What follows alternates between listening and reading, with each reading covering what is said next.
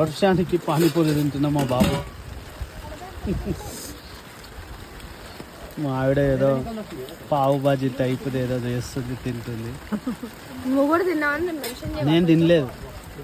మా పాప పానీపూరి తిన్నది వర్షానికి. ఇదేదో దీని పేరు ఏం పేరు నాకు తెలియదు. బాగా తెలుగు వచ్చు తల్లి, నాకు తెలుసు.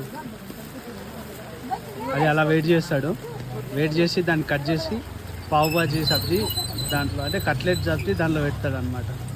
పెట్టేసి దాంట్లో పుదీనా చట్నీ వేసి జమ్ముకే చోలే కుల్చే దీని పేరు.